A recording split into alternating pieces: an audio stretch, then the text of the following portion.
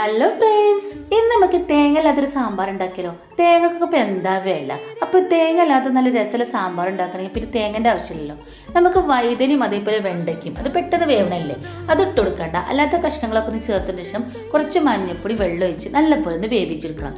ഒരു മുക്കാൽ വേവ് ആവുന്ന വരെ നല്ലോണം വെന്തിന് ശേഷം നമുക്ക് അതിലേക്ക് നമ്മൾ എളുപ്പം വേണ വെണ്ടയ്ക്കും അതേപോലെ തന്നെ വൈതനും കൂടി ഒന്ന് ചേർത്ത് കൊടുക്കാം. പിന്നെ അതിലേക്ക് ആവശ്യമില്ല മസാലകളൊക്കെ ചേർത്ത് കൊടുക്കുക.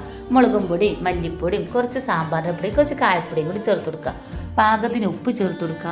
പിന്നെ അതിലേക്ക് പരിപ്പ് ഞാൻ സെപ്പറേറ്റ് ആയിട്ട് കുക്കറിൽ നല്ല പൊടിന്ന് വേവിച്ചതാണ്. അപ്പോൾ മല്ലിച്ചപ്പ് ഇടാൻ മറക്കരുത്, മല്ലിച്ചപ്പ് സാമ്പാർക്ക് മസ്റ്റാണ് കേട്ടോ. പിന്നെ അതിലേക്ക് നമ്മൾ പരിപ്പ് നല്ലോണം വേവിച്ച് ഉടച്ചതും കൂടി ഒന്ന് ചേർത്ത് കൊടുക്കുക. അതുപോലെ തന്നെ വാളമുളിൻ്റെ വെള്ളം കൂടി അതിലേക്കൊന്ന് ചേർത്ത് കൊടുക്കുക കേട്ടോ. ഇതിനെ നല്ലപോലെ ഒന്ന് ഇളക്കി കൊടുക്കുക. നല്ലോണം ഇളക്കിയ മസാലയൊക്കെ എല്ലായിടത്തൊക്കെ ഒന്ന് ആവുന്ന രീതിയിൽ നല്ലപോലെ ഒന്ന് ഇളക്കി കൊടുക്കുക. നല്ലോണം ഇളക്കിയതിൻ്റെ ശേഷം നമുക്ക് വെണ്ടയ്ക്കും ഇതിനൊക്കെ നല്ലപോലെ ഒന്ന് വെന്ത് കിട്ടണം.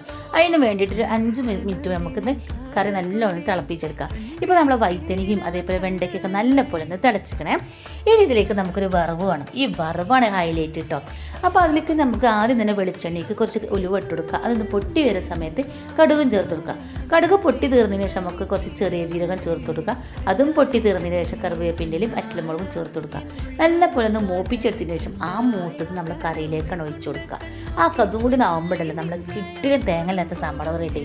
വളരെ സിമ്പിളാണ്, നല്ല ടേസ്റ്റുമാണ്. ഇത്ര ടേസ്റ്റ് ഉണ്ടെങ്കിൽ നമുക്ക് തേങ്ങ സാമ്പാർക്ക് ഇനി വേണ്ടി വരില്ല. അപ്പോൾ എല്ലാവരും ഇത് ഉണ്ടാക്കി നോക്കുക. എന്നിട്ട് ഇഷ്ടപ്പെട്ട ലൈക്ക് ചെയ്യാൻ ഷെയർ ചെയ്യാൻ മറക്കണ്ട. അതുപോലെ തന്നെ ഇന്നത് സപ്പോർട്ട് ചെയ്യാൻ മറക്കല്ലേ.